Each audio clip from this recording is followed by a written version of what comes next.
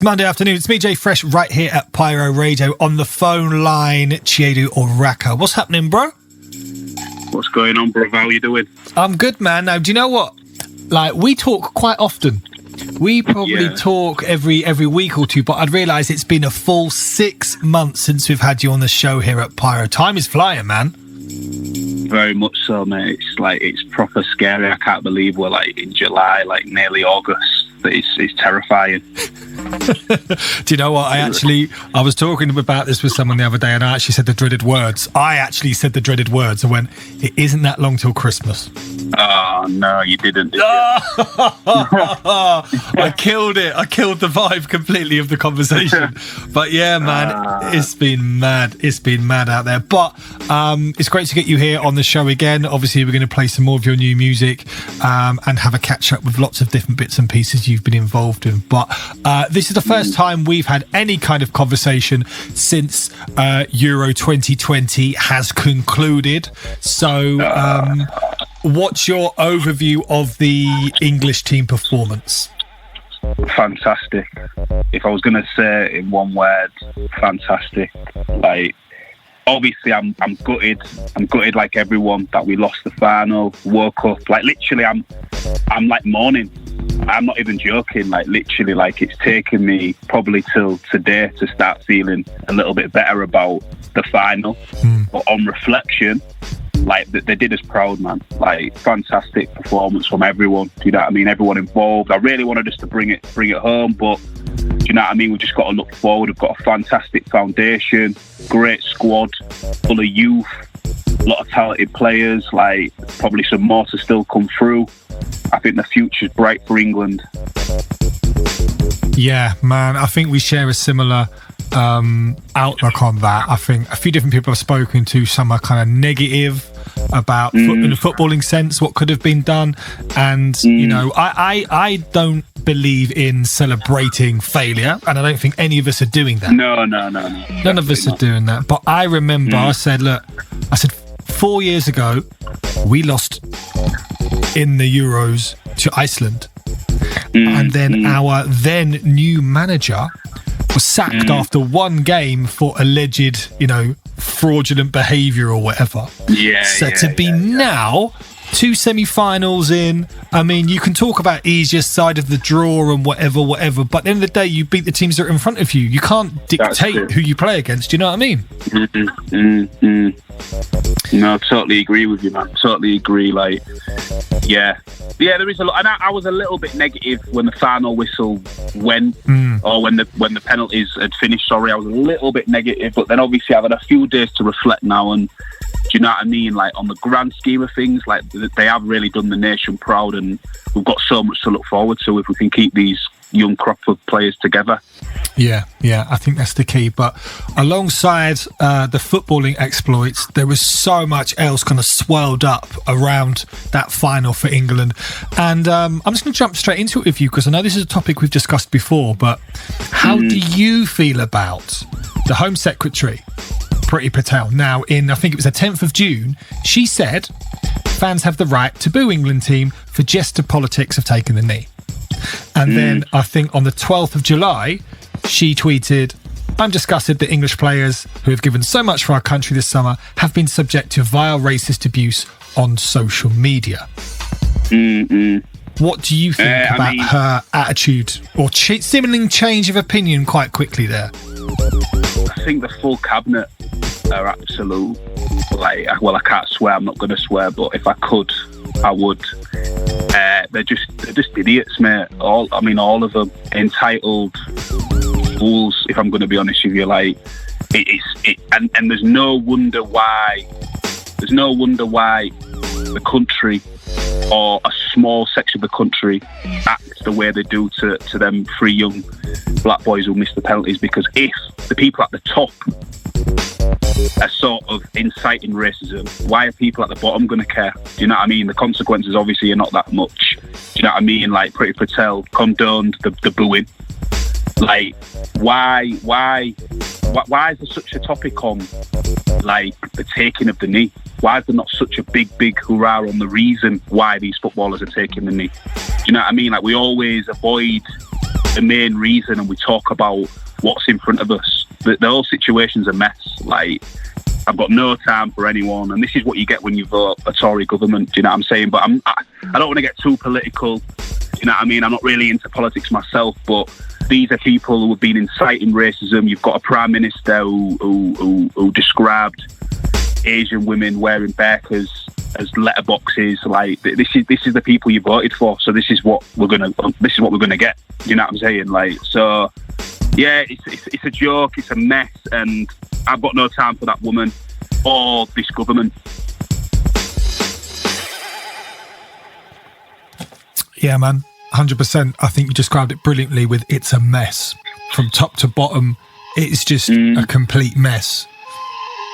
And, you know, I've fallen into conversations with people we work with, people you kind of bump into your community, and mixed messages, misinterpretation, spin. You know, I've got people telling me that footballers are taking the knee as part of some Marxist situation. And I'm like, but the footballers themselves have come out and said, this is why we're doing it. And you're choosing to ignore what they're actually saying and push your own agenda. But I think that feeds into another question that I've noticed a hell of a lot over the last couple of weeks. But it's always been there. There seems to be this narrative, especially on Twitter, of if a sportsman or sportswoman talks about anything inspiring or encouraging any kind of positive change within the community or the country or the world, you always get a large number, usually politicians, who respond, you should concentrate on playing football. You should stop playing politics. That narrative, you see it a lot. How does that sit with you? Well, to be honest with you, like, again, it's the ignorance of the actual main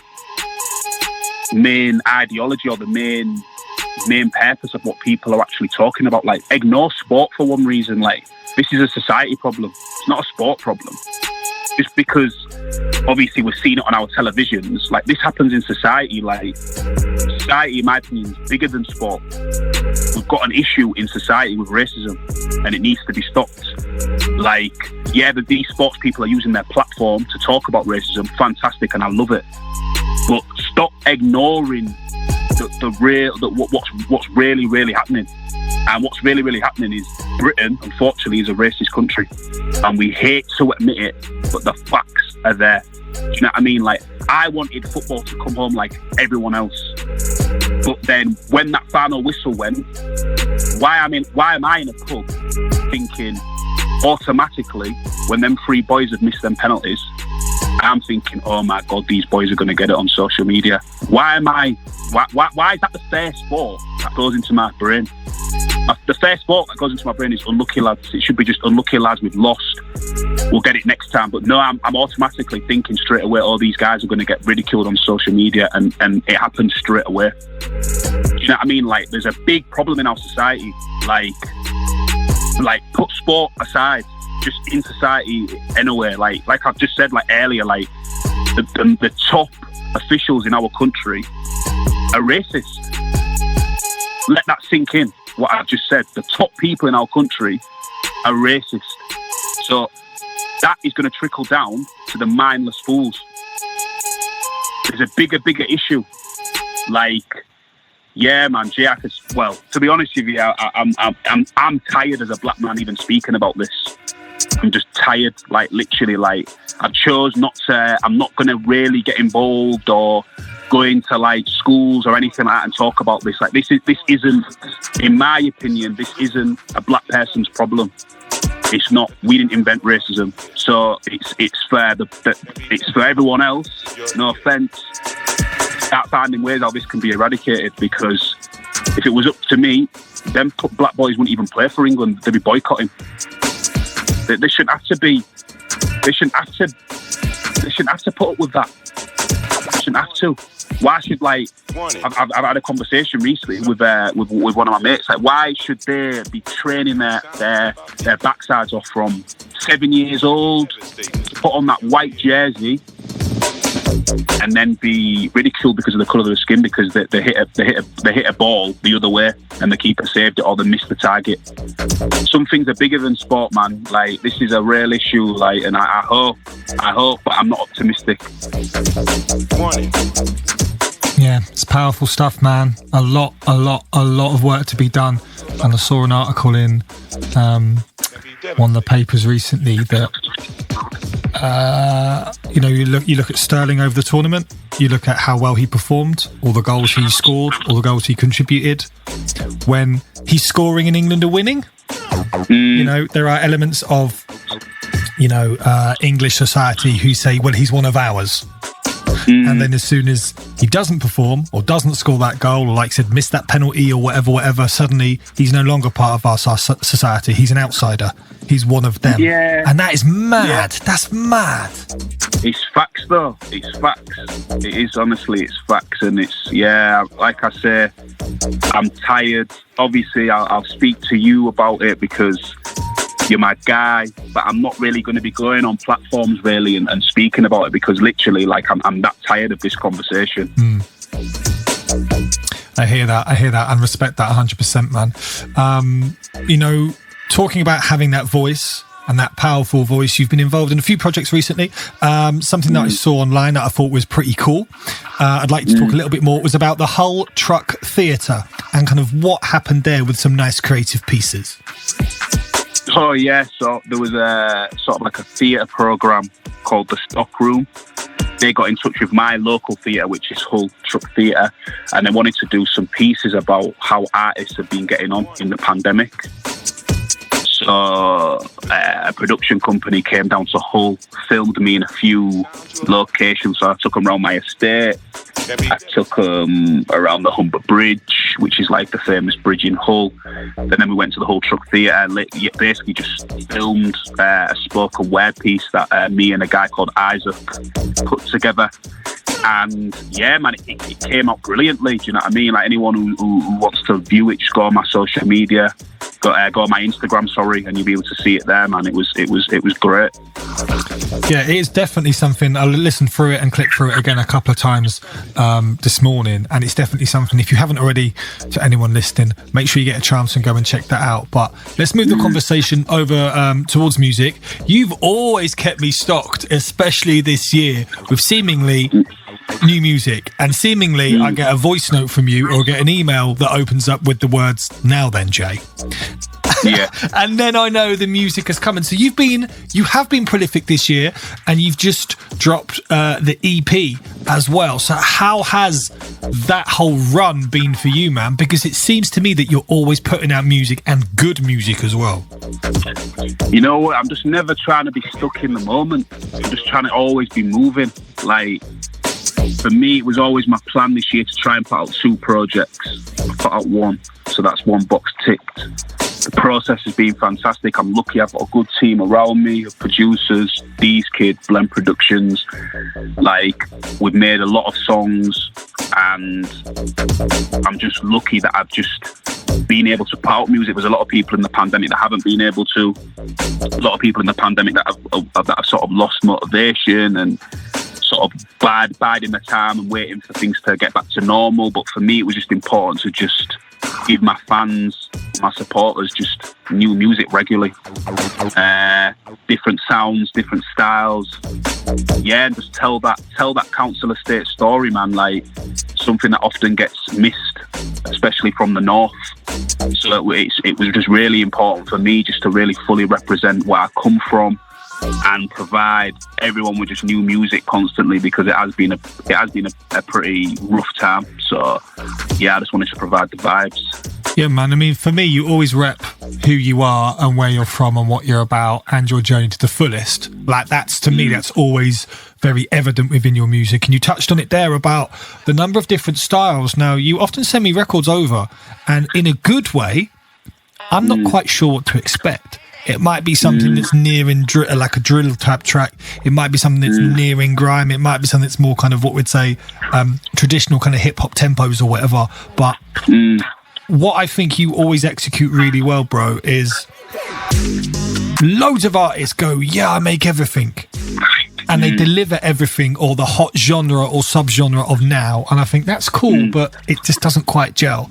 And then there's people like yourself who naturally, whatever you deliver to me, even if the vibe is a bit different to what I was expecting, to me it just kind of works. So how important is that to get a range of flavour on the EP? Because you've got 7 tracks there, so you've got room to tell a bit more of a story. Do you know what I mean?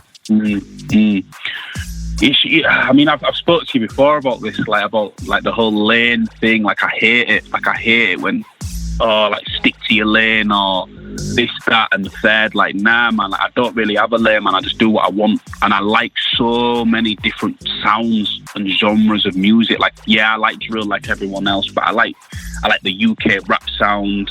I like funky house. I like garage. I just like everything, man. But in my opinion, if I'm going to do it, I'm going to put my heart and soul into it and do it properly. Do you know what I mean? And do it in my own way. Like, I'm never going to... If I do a drill song, I'm never going to sound like a heady one. Do you know what I mean? Do you know what I mean? If I do a garage song, I'm never going to sound like So Solid Crew. Do you know what I mean? Like, if I do a UK rap song, I'm never going to sound like a pot of paper. Like, I'm just going to sound like me and put my own spin on it. I love everything. Do you know what I mean? I love the UK music scene. I love the sound. What I don't love about it too much is I feel everyone just sounds the same. And I'm trying to divert from that. I want as soon as you hear a CHIEDU ORAKA song, like, I want you to just feel, and I just want you to think, yeah, man, like, he's telling us his truth. And that's all I want. No matter what type of tempo, as long as people think, you know what, he's telling us his truths, I'm happy. Well, I can tell you, as a listener and a fan of music, I get that every time. I get that from you, bro. And I'm not just gassing it, but I get it. And I think another thing that, as someone who listens to music, like, to me, delivery, tone especially, is something that really resonates with me. And like, your voice does stand out. Like, your delivery, your accent, it's just there. Like, as soon as I hear it, even if it's a track I haven't heard before, like, I know it's you. And that familiarity, I think, is sick. Are you, like, across that? Are you aware of that? Or does it not really enter your mind? It's just you doing you, and that's how you sound. It's just me doing me, but I'm glad that you realise it. And look, and to be fair, a few DJs have said that, like, yeah, like, you've got that unique sound and that unique tone. We just know it's you straight away. And you know what? I'm happy, because I suppose that's what you work for. You don't want to be sort of mixed in with everyone else and not knowing. Like, obviously, there's a lot of people say, a lot of drill sounds the same. You can't really tell who's who. And I would hate it if people said that about me. I do it purposely. I talk about the things I do, or the things that I grew up around and stuff like that, purposely, so it's not like anyone else.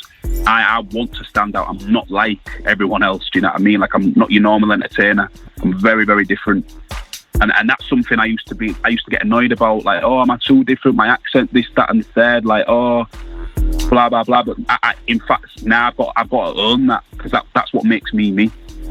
Yeah, I love hearing that, man. The thing that probably used to annoy you or you used to hate is actually something that, through your growth, you've realised is a key part of who you are and what you're about. So that's a positive, man, 100%. So we're going to get into some tracks from the EP in a sec. But before then, like, for example, if I look at G Finger, I think it's cold. You sent it to me. I think the track is sick.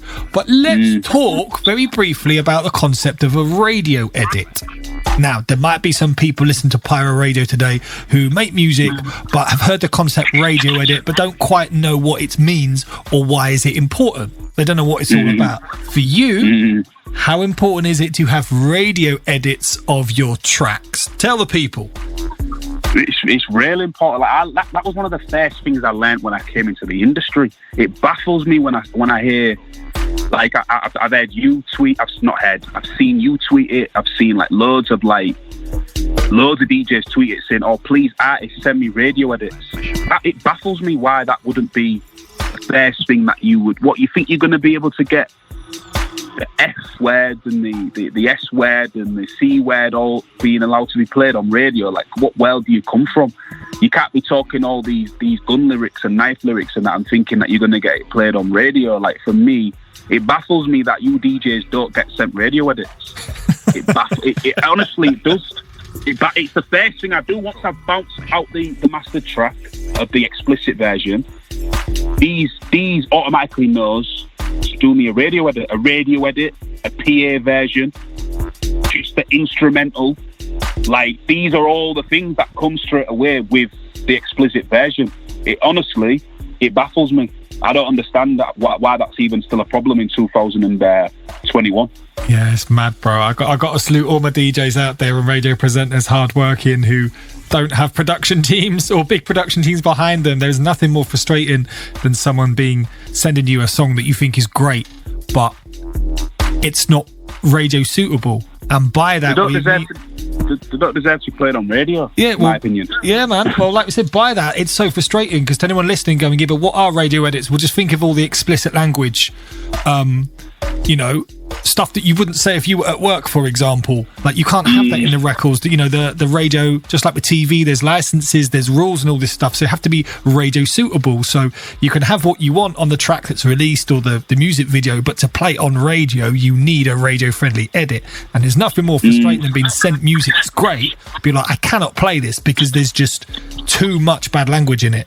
And I haven't got the time to go in and try and edit it myself, and it's never quite the same as, like you said, if they edit it and doing the mix in the studio. So it's so important to anyone listening in that radio edits, man, like DJs, all DJs need them, because like if you've made great music, you want to give yourself the best chance of getting your music played. So I'll be honest with you, bro, I do still clean up tracks that I get sent. I still do it, but I have to absolutely love the song, and I have to have messaged the artist or whoever and got no reply, or they're AWOL or they're ghost online, and then I think, I just really want to play it, and even then I'll do it. But yeah, salute to you, bro. Salute to CHIEDU and all the artists out there doing radio edits straight from the studio. We love you. Yeah. More like you, please. Even doing a super clean. Doing a super clean helps you guys out as well, man. Like, I had to do a super clean for G-Finger because there were certain things I wasn't too sure about. I think if you're not too sure about it, take it out. Yeah, man. The best way to look at it, always play it safe, when it comes to radio edits. But enough of our geeky studio talk. We've had CHIEDU ORAKA on the phone here at Pyro. It's always great to catch up with you, bro, especially on the radio format. So I would love you to pick out one of the tracks from the Av Life EP, and we will play it right here, right now. Well, it's gotta be the banger, in my opinion, the hardest song on the roads right now. I don't care what anyone says. It's hard, produced by my guys, D's Kid and Blend Production. It's gotta be G-Finger, mate. Tell 'em, D's.